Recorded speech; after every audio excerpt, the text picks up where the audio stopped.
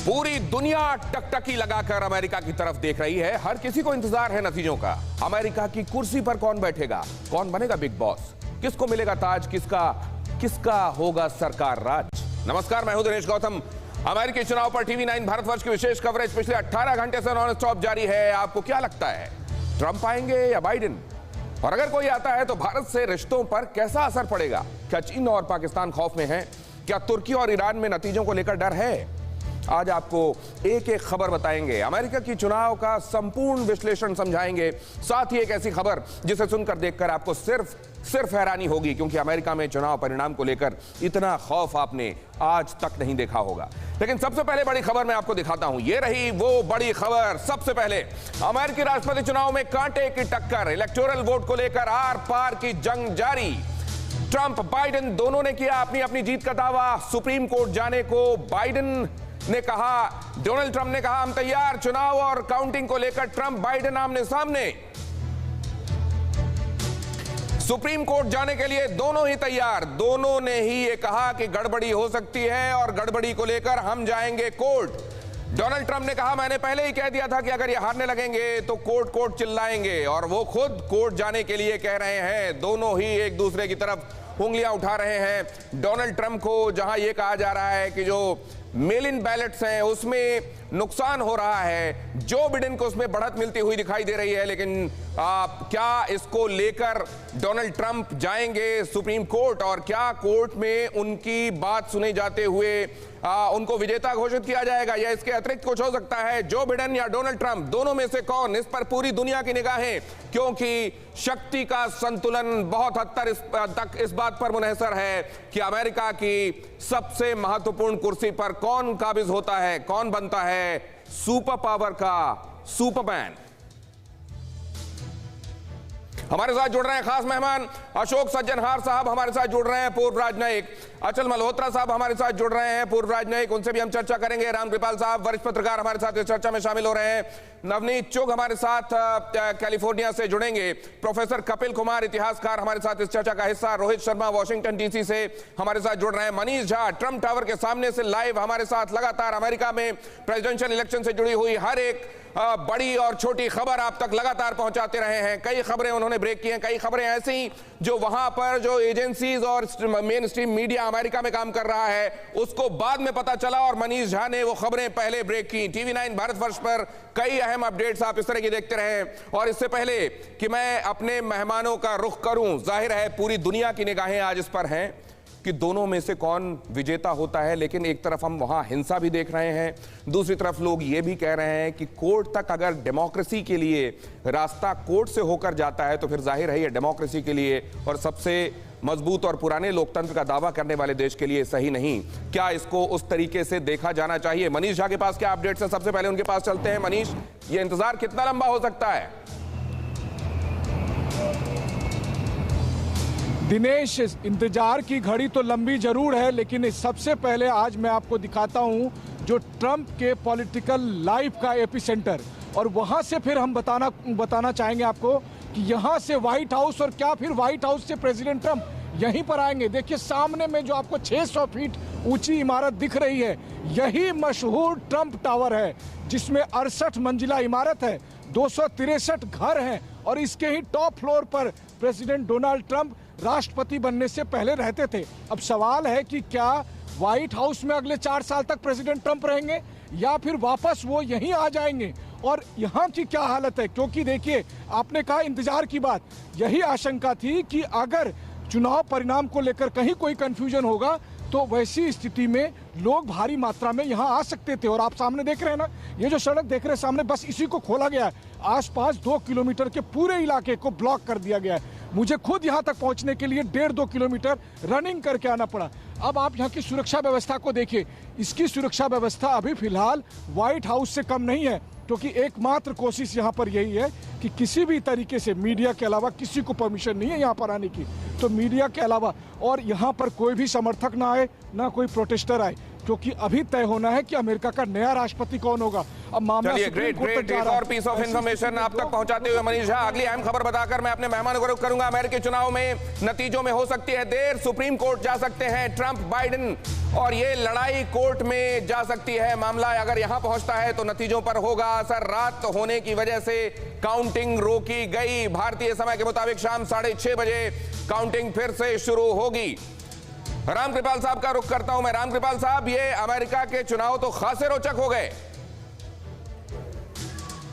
नहीं, निश्चित रूप से जिस तरह की कांटे की टक्कर आज है, ओपिनियन पोल्स में तो तमाम तरह का आ रहा था कि बाइडेन काफी अच्छी बढ़त हासिल लिए हुए हैं, लेकिन निश्चित रूप से जो दिलचस्प आंकड़े आ रहे हैं उसमें क्या होगा कहा नहीं जा सकता। लेकिन मुझे ये सबसे पुराना लोकतंत्र है अमेरिकी, और मुझे अभी भी भरोसा है कि वहां की जनता कोई न कोई फैसला सुनाएगी।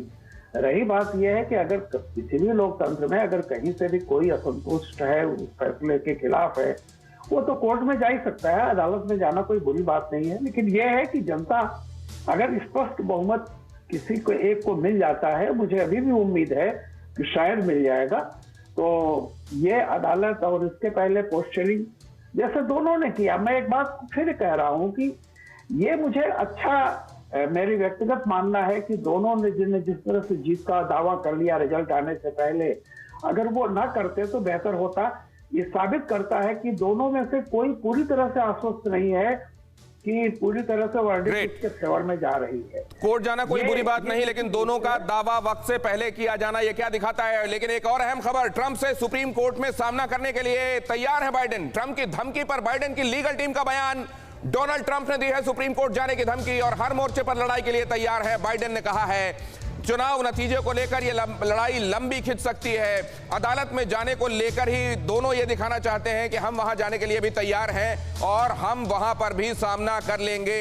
लेकिन क्या ये उतना ही आसान होगा जो जॉर्ज बुश और अल गोर के मामले में 2000 में हमने देखा था, या उसके अतिरिक्त कुछ देखने को मिल सकता है? अशोक सज्जनहार साहब, देखिए दिनेश, मेरे विचार से अगर आज की बात करें और 2000 की बात करें, जब अल गोर और जॉर्ज डब्ल्यू बुश के बीच में हुआ था, तो बहुत अंतर हो गया है। ये जो पूरी सोसाइटी है अमेरिका की, बहुत ज्यादा पोलराइज हो गई है, ध्रुवीकरण बहुत हो गया है, बहुत डिवाइसिव हो गई है। तो इसीलिए मेरे विचार से देखिए, ऐसा कोई इतनी जल्दी ये नहीं होने वाला है, और इससे जो वहाँ की डेमोक्रेसी है, अमेरिका की डेमोक्रेसी है, उस पर आघात होगा।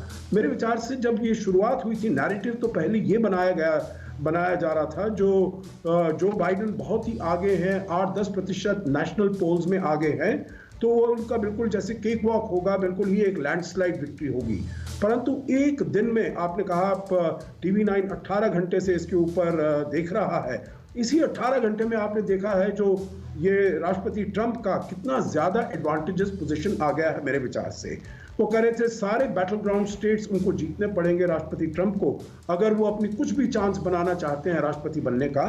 और वो कह रहे थे जो बिल्कुल भी ये मुमकिन नहीं होगा, परंतु ऐसा उन्होंने करके दिखाया है। एक केवल स्टेट एरिजोना को छोड़ दीजिएगा, उसके अलावा जो भी है, चाहे टेक्सास है, फ्लोरिडा है, जॉर्जिया में भी बढ़त है, पेंसिल्वेनिया में भी, और मिशिगन में, विस्कॉन्सिन। लेकिन इसको लेकर मैं समझना चाहूंगा, क्या पेंसिल्वेनिया ही वो लिमिटिंग फैक्टर है जो ये तय करेगा कि कोर्ट तक मामला पहुंचता है कि नहीं? अचल साहब के पास में जाऊंगा, लेकिन उससे पहले अहम खबर बता दूं, अमेरिकी चुनाव को लेकर ट्रंप का बहुत बड़ा आरोप है। ट्रंप ने बाइडेन पर चुनावों में धांधली का आरोप लगाया है। ट्रंप ने कहा है कि वोटों को लेकर धांधली हुई है और इसको लेकर वो अब कोर्ट भी जा सकते हैं। अमेरिका में कई जगह फ्रॉड होने के संदर्भ में ट्रंप ने इशारा किया है उन्होंने, लेकिन साथ में यह भी कहा कि हम बहुत बड़ी जीत की तरफ बढ़ रहे हैं। अचल मल्होत्रा साहब के पास चलते हैं। अचल मल्होत्रा साहब, इन बातों के मायने क्या हैं और क्या पेंसिल्वेनिया ये तय करेगा कि मामला कोर्ट जाता है कि नहीं? देखिए, सबसे पहले तो डोनाल्ड ट्रंप की डिमांड ये है कि जितने पोस्टल वोट्स आए हैं, जो मेल इन वोट्स आए हैं, उनकी गिनती को रोक दिया जाए, और अगर ऐसा नहीं हुआ तो वो कोर्ट जाएंगे। ये मेरी तो बात यहाँ तक अभी समझ में आई है, क्योंकि जब तक इलेक्शन रिजल्ट्स फाइनली डिक्लेयर नहीं होंगे तो उन्हें कंटेस्ट कैसे करेंगे।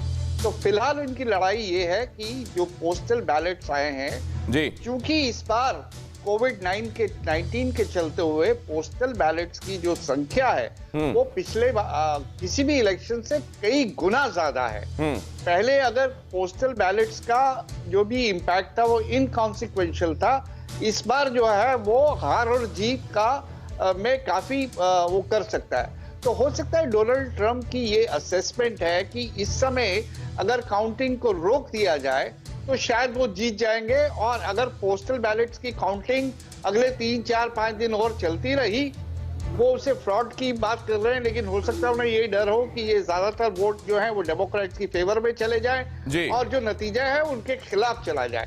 तो अभी आजकल में लड़ाई ये नहीं है कि इलेक्शन के रिजल्ट कोई इंपॉर्टेंट इनपुट है? रोहित हमारे साथ जुड़े हुए हैं अमेरिका से, उनके पास कोई इंपॉर्टेंट इनपुट है? उनके पास हम जा सकते हैं। रोहित, क्या इनपुट क्विकली? दिनेश, मिशिगन जिसमें कल डोनाल्ड ट्रंप रात को कह रहे थे कि वो आगे है, उसमें अब मामला एकदम कांटे की टक्कर का है। 2,345,412 वोट्स है प्रेसिडेंट डोनाल्ड ट्रंप के पास, और 2,343,000 यानी केवल 2,000 वोट का फर्क रह गया है मिशिगन में। और जो बैलेट्स आए हैं नए, उसमें से सारे के सारे ऑलमोस्ट 80% बैलेट्स की काउंटिंग हो रही है। उसमें जो बाइडेन आगे जा रहे हैं, और ये इंपॉर्टेंट इसलिए है क्योंकि ये स्टेट 2016 में ये स्टेट मिशिगन सिर्फ 11,000 वोट से जीत पाए थे डोनाल्ड ट्रंप। और अगर मिशिगन जीत जाते हैं जो बाइडेन, तो उन्हें पेंसिल्वेनिया के रुकने की जरूरत नहीं है, उनको पेंसिल्वेनिया जीतने की जरूरत नहीं है। वो मिशिगन, विस्कॉन्सिन, एरिज़ोना और नेवाडा लेके अमेरिका के अगले राष्ट्रपति बन सकते हैं। ये बहुत बड़ी खबर है इस वक्त की, गौतम। बहुत बड़ी खबर मिशिगन को लेकर अभी रोहित बता रहे हैं, और यहां पर उन्होंने ये बताया कि जहां डोनाल्ड ट्रंप अपनी जीत का दावा कर रहे थे वहां मामला कांटे का हो गया है। ऐसी कई जगहें हैं, दोनों तरफ से दावे हो रहे हैं, लेकिन कई जगहों पर यह दिखाई दे रहा है कि जिसको पीछे माना जा रहा था वो करीब आ गया है, या वो अंतर इतना कम हो गया है कि उसको नेक टू नेक माना जा रहा है। आखिर किधर जाता हुआ दिखाई दे रहा है ये मामला? और क्या ये पोस्टल बैलेट्स, जिनको जैसा अभी कह रहे थे अचल साहब की, जिनको पहले उतना सिग्निफिकेंट नहीं माना जाता था, क्या इस बार जीत और हार का अंतर वही बने हुए हैं और इसीलिए उन्हें लेकर कोर्ट जाया जाएगा? लेकिन उससे पहले समझिए क्या कहता है अमेरिका का चुनाव। क्या फर्क पड़ेगा उससे कि टॉप चेयर पर कौन बैठता है? सुपर पावर अमेरिका की टॉप चेयर पर, इस पर बैठता कौन है? इससे कितना फर्क पड़ेगा दुनिया भर में? अमेरिका में सरकार, भारत में कौन कितना असरदार? यहां दोनों चेहरे आपको दिखाई दे रहे हैं। रिपब्लिकन उम्मीदवार डोनाल्ड ट्रंप आपको दिखाई दे रहे हैं और डेमोक्रेट जो बाइडेन आपको नजर आ रहे हैं। क्या फर्क पड़ेगा? आप देखिए जरा इस कंपैरिजन को ध्यान से। आप जानते हैं कि डोनाल्ड ट्रंप, नरेंद्र मोदी से बहुत अच्छे ताल्लुकात हैं उनके, लेकिन उधर बाइडेन की तरफ आप देखेंगे तो जब वो उपराष्ट्रपति रहे हैं, बराक ओबामा जब राष्ट्रपति थे, उपराष्ट्रपति होने के दौरान भारत से उन्होंने अच्छे संबंधों के लिए कोशिशें की और इसकी लगातार वकालत भी की। अगला पॉइंटर दिखाइए, डोनाल्ड ट्रंप या जो बाइडेन? इधर आप जानते हैं हाउडी मोदी दोस्ती का गवाह रहा और इसका फायदा उनको ह्यूस्टन में दिखाई भी दे रहा है, जहां भारत से ताल्लुक रखने वाले जो वोटर्स हैं उन्होंने एक तरफा कहा जा रहा है डोनाल्ड ट्रंप के लिए वोटिंग की है। इधर आप देख रहे हैं भारत अमेरिकी संबंधों की हमेशा उन्होंने वकालत की है। तो ऐसा नहीं है जो अक्सर सोच रखी जाती है कि कोई रिपब्लिकन अगर चेयर पर होगा तो ही भारत के फेवर में चीजें होंगी। अब इधर देखिए, मोदी से दोस्ती का चुनावों में उन्होंने जिक्र भी किया। 2016 के चुनावों में उन्होंने आपने देखा था, इस बार ट्रंप सरकार, इधर इस बार मोदी सरकार की तर्ज पर, उधर इस बार ट्रंप सरकार कहा गया। मतलब वो कितने मुतासिर हैं, कितने इन्फ्लुएंस्ड हैं मोदी और उनके अप्रोच और सोच से, वो दिखाई देता है। लेकिन इधर जो बाइडेन, भारत और यूएस असैन्य परमाणु समझौते पारित किए, ये भी कम महत्वपूर्ण नहीं है। तब जबकि आप ये भी जानते हैं कि वो एक डेमोक्रेट ही थे, क्लिंटन, जिन्होंने परमाणु परीक्षण को लेकर सैंक्शंस लगा दिए थे। इधर आप देख रहे हैं भारत से मिलकर चीन को करेंगे बेनकाब। चीन को लेकर जो रवैया, जो रुख, जो कड़ा रुख है डोनाल्ड ट्रंप का, वो भारत को बहुत, भारत के नजरिए से बहुत इस समय वांटेड, वहां के चेयर पर बैठने वाला एक ऐसा व्यक्ति जिसको भारत चाहता है कि बैठे। चीन को लेकर खास तौर से पूरी दुनिया पर कोरोना की लानत ला दी, तो क्लियर कट कहा डोनाल्ड ट्रंप ने कि ये चाइना का वायरस है। और वहां ट्रेड वॉर को भी लेकर आप देख रहे हैं कि इतना खतरनाक शिकंजा कस दिया गया है चीन पर कि चीन इस समय कराह उठा है। और इधर आप देख रहे हैं बाइडेन की जीत भारतीय बाजार के लिए सकारात्मक मानी जाएगी। आपने देखा था प्रेफरेंशियल ट्रेड के मामले में डोनाल्ड ट्रंप ने एक तरीके से यह कह दिया था कि हम भी फिर बड़ा टैरिफ लगाएंगे आपके यहां से जो सामान आएंगे। इस लिहाज से उनका जो रवैया था वो सकारात्मक नहीं था। और इधर अगर आप देखेंगे तो वो थोड़ा पॉजिटिव दिखाई देता है। इधर आप देखें, रक्षा, ऊर्जा, स्वास्थ्य क्षेत्र में सकारात्मक रुख डोनाल्ड ट्रंप की तरफ से अगर भारत के लिए दिखाई दिया है, तो इधर जो बाइडेन की कोर टीम में भारतीयों की बड़ी संख्या है। बल्कि रनिंग मेट आप कमला हैरिस को जब उनके साथ देखते हैं तो कुछ ऐसा ही दिखाई देता है। इधर आप देखें, वीजा संबंधी मुद्दों पर मतभेद बने रह सकते हैं क्योंकि वीजा को लेकर कंजर्वेटिव अप्रोच है रिपब्लिकन्स की। वो ये कहते हैं कि यहीं के लोगों को रोजगार मिलना चाहिए, बाहर के लोग आकर अगर यहां पर रोजगार लेते हैं तो वो ठीक नहीं। लेकिन डेमोक्रेट्स क्योंकि कंपटीशन में भरोसा करते हैं, उपराष्ट्रपति उम्मीदवार कमला हैरिस को भारतीय मूल की आप जानते हैं, ये मैंने अभी पॉइंटर आपको बताया, लेकिन वीजा को लेकर उतना सख्त रवैया नहीं है डोनाल्ड ट्रंप जितना जो बाइडेन का, और ये एक तरीके से भारत के लिहाज से पॉजिटिव जाता है। कुछ एक चीजें मसलन आप जानते हैं कि डोनाल्ड ट्रंप ने भारत के संदर्भ में कहीं पर यह भी कहा कि वहां पर गंदगी बहुत है, आबो हवा को लेकर सवाल उठाए, लेकिन जो बाइडेन ने यह कहा कि देखिए अपने दोस्त मुल्क को लेकर ऐसा नहीं कहना चाहिए। बहुत सारी चीजें इधर पॉजिटिव दिखाई देती हैं, बहुत सारी चीजें उधर, लेकिन इधर देखिए अमेरिकी वोटर्स का अगर आप देखें उसमें किसका हिस्सा कितना नजर आता है। एशियाई मूल के लोग 4%, अन्य 3% लोग, वो हिस्पैनिक्स इसमें उनका चंग 13% का है, अश्वेत इसमें 13% है, सबसे ज्यादा 67% श्वेत, और इसमें ईसाई भी हैं, यहूदी भी हैं। अगर मूलतः आप देखें तो जो एक समीकरण बनाने की कोशिश की जाती है रिपब्लिकन की तरफ से, उसमें ईसाइयों को, यहूदियों को और अब हिंदुस्तानियों को साथ में लेकर जंग आगे लड़ने के बारे में सोचा जा रहा है, और वहां पर इसमें एक फैक्टर मुस्लिम्स का भी हो जाता है जब आप डेमोक्रेट्स के ताल्लुक से इस नजरिए को देखते हैं। अमेरिकी चुनाव में भारतीय भागीदारी कैसी होगी, जरा इसको भी समझने की आवश्यकता है। हिंदुस्तान का कितना असर है वहां पर? आप जानते हैं कि बहुत बड़ी तादाद में हिंदुस्तान में जिनका घर है वो लोग अमेरिका में जाकर उसको अपनी कर्मभूमि उन्होंने बनाया है। अमेरिकी चुनाव में भारतीय भागीदारी के हिसाब से भारतीय मूल के कुल लोग जो वहां रह रहे हैं वो 40 लाख लोग रह रहे हैं, और उसमें से वो लोग जो मतदान कर सकते हैं वोटर्स, भारतीय मूल के वोटर्स 20 लाख, बहुत साइजेबल चंक, ये एक छोटी संख्या नहीं है। और ये आप समझें कौन से वो जगह हैं जहां पर ये असरदार है भारतीय वोट। एरिजोना, जहां पर कहा जा रहा है कि डोनाल्ड ट्रंप के लिए मामला फंसा हुआ है, उनमें से एक है एरिजोना, दूसरा है फ्लोरिडा में भी भारतीय मूल के लोगों की अच्छी खासी तादाद है जो चुनाव को इन्फ्लुएंस कर सकते हैं। अगली जगह दिखाइए जॉर्जिया भी स्विंग स्टेट्स में एक महत्वपूर्ण स्टेट, और यहां पर भी भारतीय मूल के लोगों की अच्छी खासी तादाद है। भारतीय वोट का असर मिशिगन में भी है, जिसको लेकर अभी रोहित आपको जानकारी दे रहे थे कि मिशिगन में पहले डोनाल्ड ट्रंप आगे थे, लेकिन मामला टक्कर का हो गया है, कांटे का हो गया है। भारतीय वोट का असर टेक्सास में भी देखने को मिलेगा, बड़ी तादाद में टेक्सास में भी भारतीय मूल के लोग हैं, और जाहिर है ये भारतीय मूल के लोगों का रुख क्या होने वाला है, ये बहुत हद तक इस बात पर असर डालेगा कि आखिरकार अमेरिका में कौन सबसे ऊंची कुर्सी में बैठता है। अमेरिकी चुनाव में भारतीय मूल के लोग और वोटर्स मैंने आपको बताया, लेकिन अमेरिका में भारतीयों की तादाद के हिसाब से और उनके प्रोफेशन के हिसाब से अगर आप देखेंगे तो भारतीय वैज्ञानिक 12%, भारतीय वैज्ञानिकों ने अपना लोहा अमेरिका में खासा मनवाया है। 12% बहुत महत्वपूर्ण संख्या। नासा के वैज्ञानिक 36% नासा के वैज्ञानिकों में हिंदुस्तान के लोग हैं, और यह बहुत महत्वपूर्ण नंबर है। डॉक्टर्स देखें, डॉक्टर्स 38% भारत के अमेरिका में अपना लोहा मनवा रहे हैं।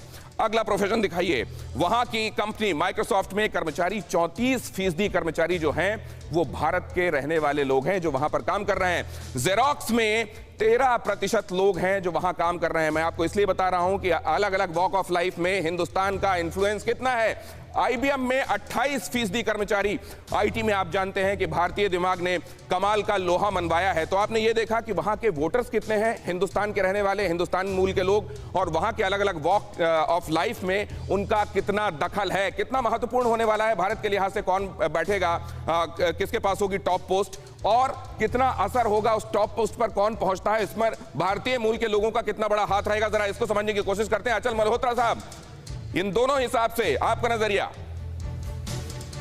देखिए गौतम, इसमें कोई दो राय नहीं हो सकती कि पिछले 10-15 साल में भारतीयों का जो इंडियन अमेरिकन है उनका प्रोफाइल बहुत ही बड़ा है, बहुत ही उसमें काफी इंक्रीमेंटल ग्रोथ हुई है। वो ना सिर्फ एक वेल टू डू क्लास मानी जाती है, एजुकेटेड लोग हैं, और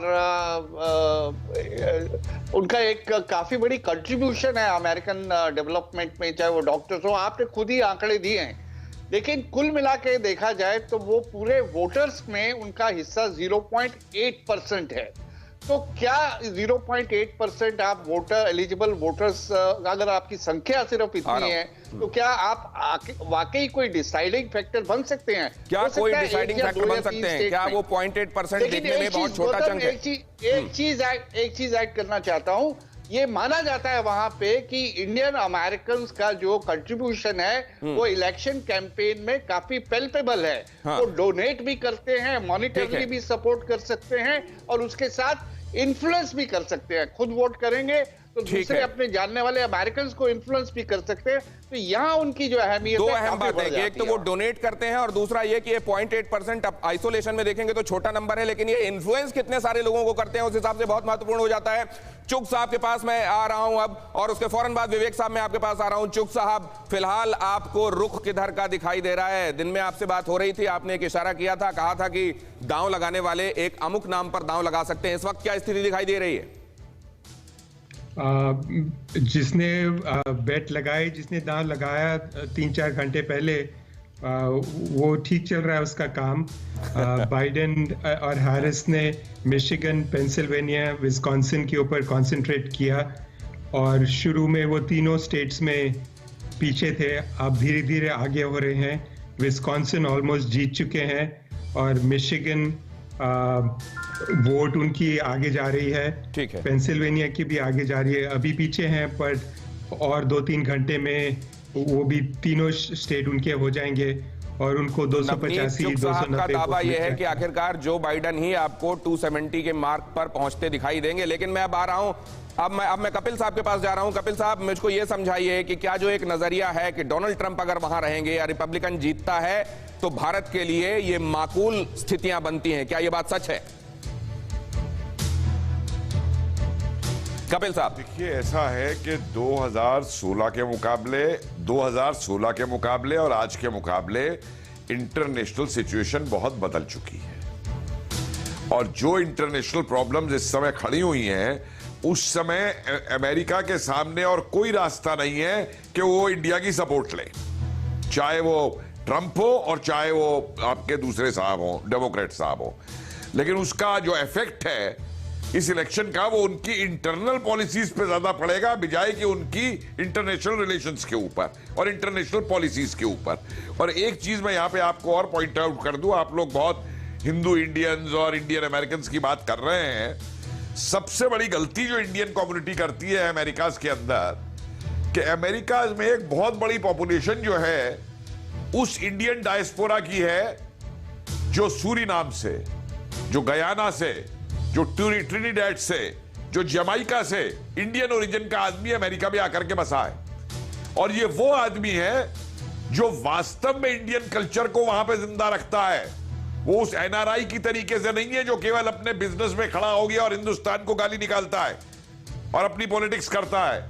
और हमारा जो इंडियन एम्बेसी है और हमारे जो इंडियंस हैं, हम इन जो सेकंड, थर्ड, फोर्थ जनरेशन के जो इंडियंस वहां पे ये मौजूद हैं इंडियन डायस्पोरा के, हम इनको टैप करने की कोशिश कभी नहीं करते। इंडिया के साथ अपना एक ग्रुप बनाने के लिए, अपना एक वहां पे वो बनाने के लिए, जबकि वो लोग इतना चाहते हैं इस बात को, मैं जानता हूं। और तो कपिल साहब एक इंपॉर्टेंट बात को हाईलाइट कर रहे हैं कि हिंदुस्तान का एक प्रेशर ग्रुप जैसा मोनोलिथिक प्रेशर ग्रुप होना चाहिए अमेरिका में, उसकी कमी है। मैं आपके पास आता हूं सर, लेकिन उससे पहले अहम खबर बता दूं। अमेरिकी इलेक्शन में मुसलमानों को लेकर बड़ी खबर है। यह खबर क्या है? अमेरिका में मुस्लिम मतदाताओं को बाइडेन को समर्थन, 69% मुस्लिमों ने बाइडेन को वोट किया। सर्वे ऐसा कह रहे हैं। सिर्फ 17% मुस्लिम वोटर्स ट्रंप के पक्ष में है। सर्वे का कहना 10 लाख से ज्यादा मुस्लिमों ने वोटिंग की है, सर्वे ने बताया। और अमेरिकी मुस्लिम अधिकार समूह CAIR का सर्वे ये बता रहा है कि बाइडेन मुसलमानों के फेवरेट हैं। ये किस तरीके का इशारा है? रोहित के पास चलता हूं। रोहित।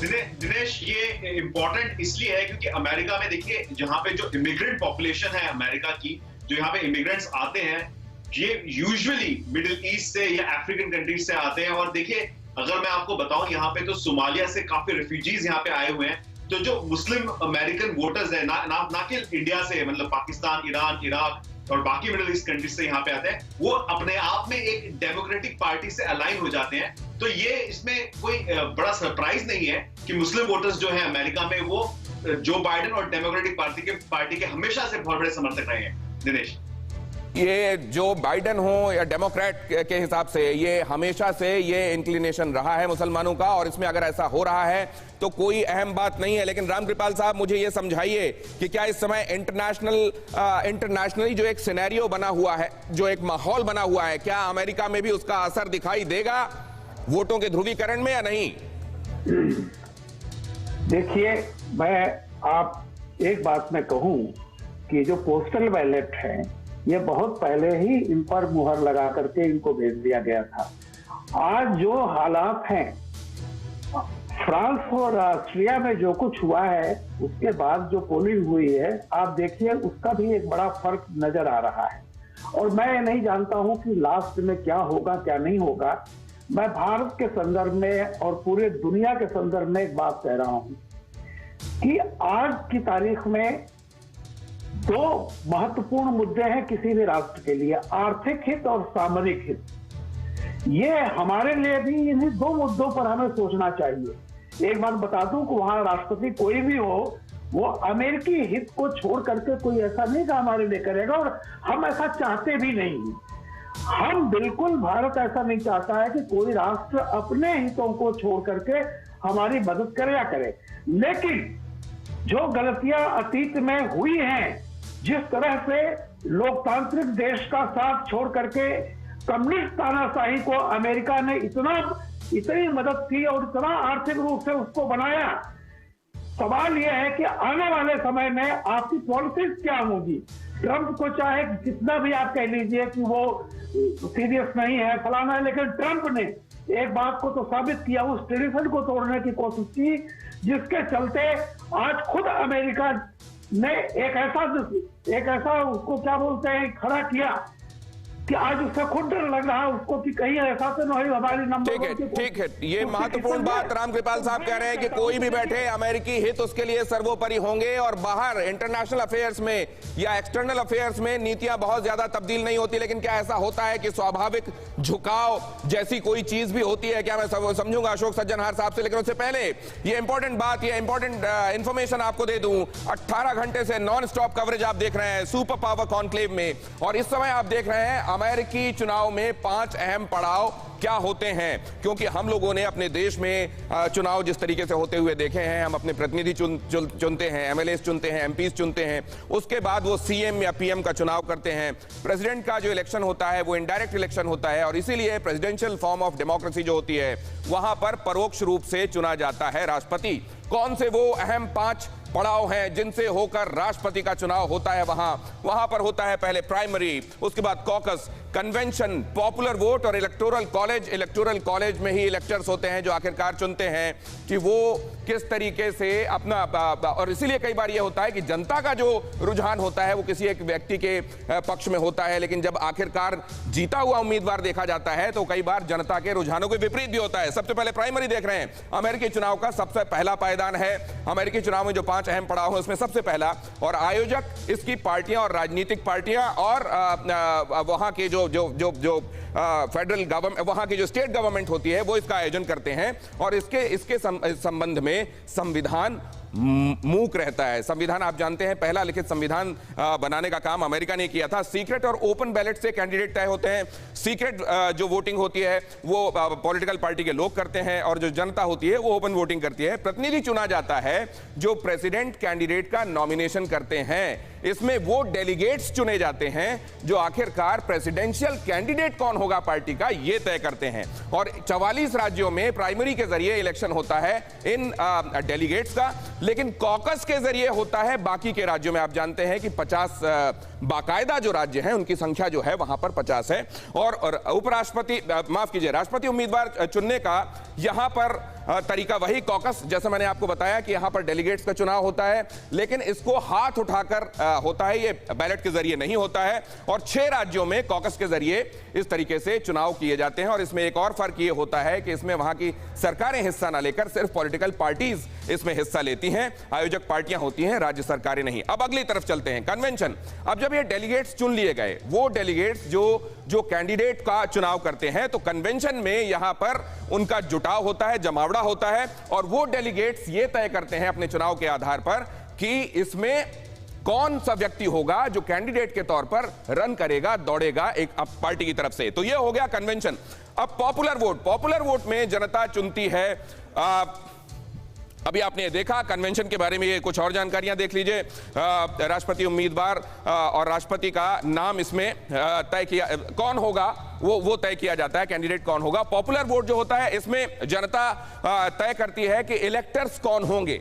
इलेक्टर्स को जनता की तरफ से चुना जाता है और उसके बाद इलेक्टोरल कॉलेज बनता है इन इलेक्टर्स का, जिसके जरिए आखिरकार प्रेसिडेंट चुना जाता है।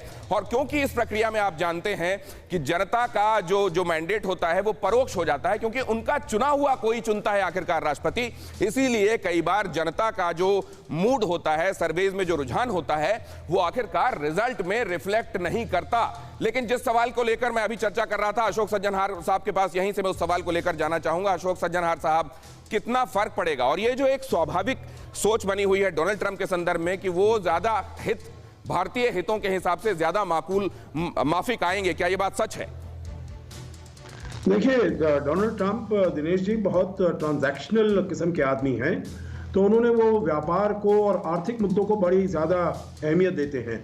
तो इसलिए आपने देखा होगा जो हमारा उनके साथ जो ट्रेड सरप्लस है बहुत ही कम है, करीब 17-18 बिलियन डॉलर है, परंतु फिर भी उससे वो भारत के ऊपर दबाव बनाए रखा उन्होंने।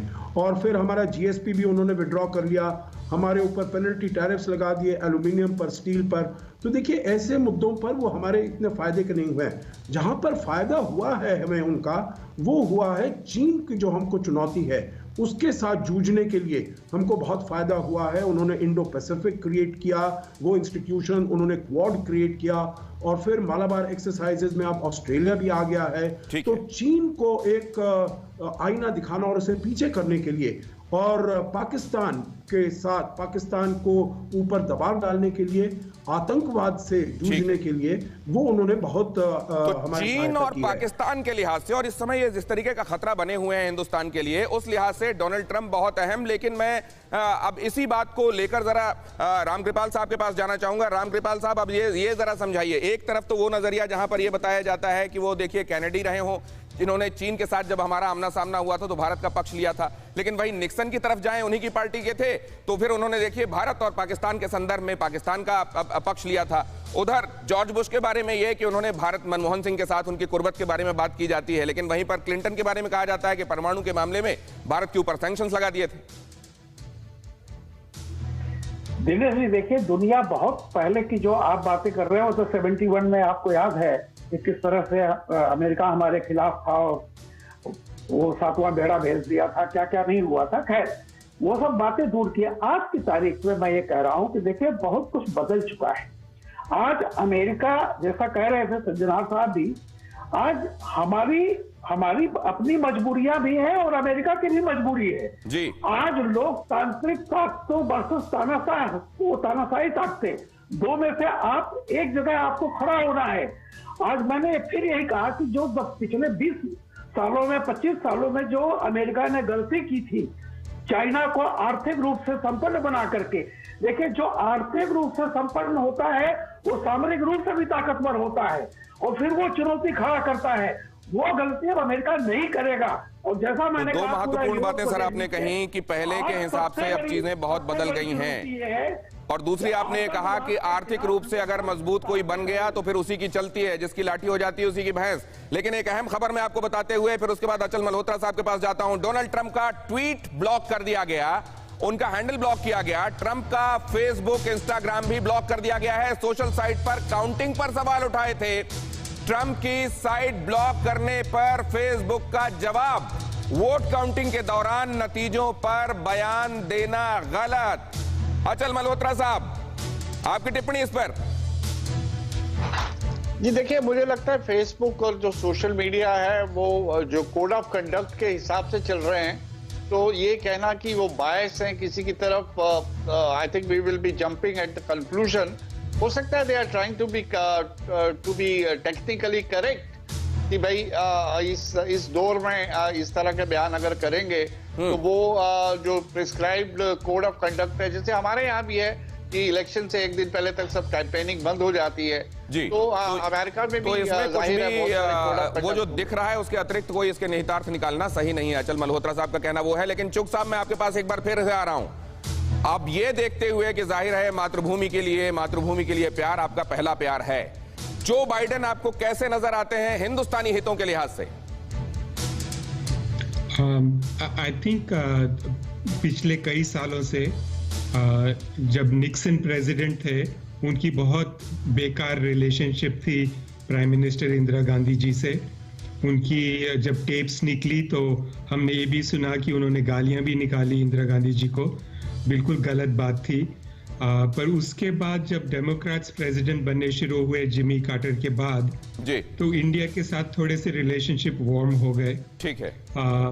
और फिर इंडिया जब लिबरलाइज हुआ 1991 में, उसके बाद तो वैसे ही from a business point of view बहुत अच्छे रिलेशनशिप रहे। तो अब दो बातें हैं सर, एक तो आप ये कह रहे हैं, आप भी पुराने इतिहास का हवाला आपने भी दिया। अब मैं इस बात को कपिल साहब से स्पेसिफिकली समझूंगा क्योंकि वो इतिहासकार भी हैं, कि क्या वाकई इतिहास ये इंडिकेट करता है कि क्या होने वाला है किसी देश के मुताल्लिक, या फिर अब जैसा रामकृपाल साहब कह रहे हैं कि जमाना बहुत बदल गया है। मैं आ रहा हूं आपके पास प्रोफेसर साहब, लेकिन उससे पहले ये अहम खबर बता दूं अपने दर्शकों को, ये इंफॉर्मेशन भी जान लेना बहुत आवश्यक है। 18 घंटे से नॉन स्टॉप कवरेज आप देख रहे हैं, लेकिन ये कवरेज अब लगता है इसलिए लंबी चलेगी क्योंकि आप देख रहे हैं नतीजों का इंतजार और लंबा होता जा रहा है। अमेरिका बंदूकबाज क्यों होता जा रहा है?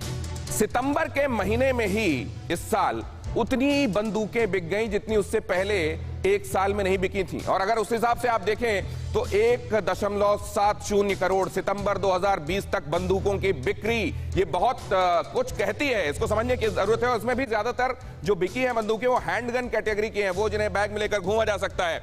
20 साल में छोटे हथियारों की खरीद का रिकॉर्ड टूट गया है। 18 लाख सिर्फ सितंबर में बंदूकें खरीदी गई हैं। 66% सितंबर 2019 से ज्यादा बिक्री है। ये सितंबर 2019 के हिसाब से कंपेयर करेंगे तो ये 66% का जंप है। 60 लाख लोगों ने पहली बार, ऐसे लोग जिन्होंने पहली बार किसी भी तरीके की बंदूक खरीदी है, उसमें 60 लाख लोग हैं। और उसमें अश्वेत ज्यादा हैं और उसमें भी 40% तो महिलाएं हैं। क्या यह सुरक्षा को लेकर किसी तरीके का कंसर्न है, या जो यह कहा जाता है कि डेमोक्रेट अगर कुर्सी पर आएगा तो वो बंदूकों की बिक्री रुकवा देगा, इसीलिए रिपब्लिकन के रहते रहते बंदूकें खरीद लेना चाहते हैं लोग? अमेरिकी इलेक्शन, हिंसा का टेंशन, हिंसा दिखाई दे रही है कई जगहों पर, हालांकि अभी तक हिंसा जो है उस लेवल पर नहीं गई है कि इसको बहुत खून खराबा कहा जाए। यहां पर आप देख रहे हैं अमेरिकी इलेक्शन में हिंसा का टेंशन क्यों रहता है और किस तरीके से रहता है। यहां पर जब यह कहा गया कि क्या बंदूकों की इस बिक्री से, ये एक सर्वे है जो किया गया और यह पूछा गया कि ये जो इतनी ज्यादा बंदूकें बिकी हैं इसको आप किस तरीके से देखते हैं, तो कई लोगों को देखिए इसमें सबसे ज्यादा जो है 39% वो दिखाई दे रहे हैं आपको। ये कहते हैं कि हम बहुत चिंतित हैं कि इतनी बंदूकें क्यों बिकी हैं। उसके बाद जो इस पूरे पाई में चंक दिखाई दे रहा है वो 36% लोग बहुत ज्यादा चिंतित हैं। और उसके बाद आप देख रहे हैं ये कहने वाले, उसके बाद का नंबर आप देखें 11% और 11% टेंशन नहीं या बहुत टेंशन नहीं कहने वाले लोग हैं।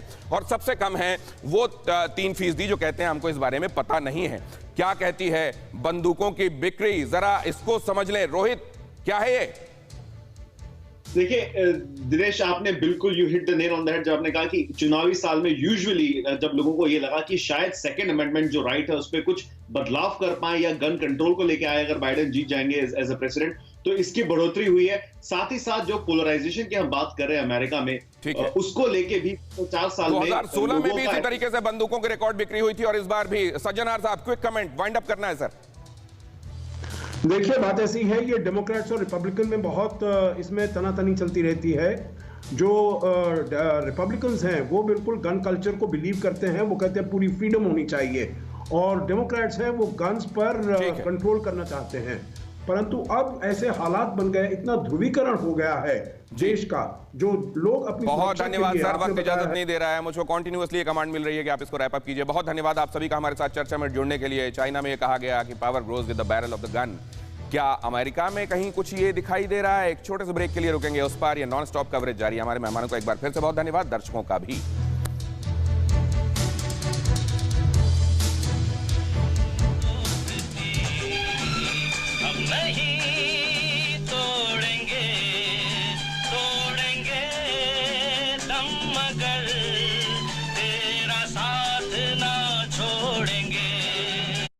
अल्ट्राटेक सीमेंट, इसके अल्ट्राटेक बाइंडिंग पार्टिकल्स ईंटों से सरिये तक जोड़कर घर को दे बेजोड़ मजबूती। नींव बिछाई, दीवार चढ़ाई, छत ने डाला डेरा और घर बन गया मेरा। बड़े इरादों में जान डाल दे। UltraTech, India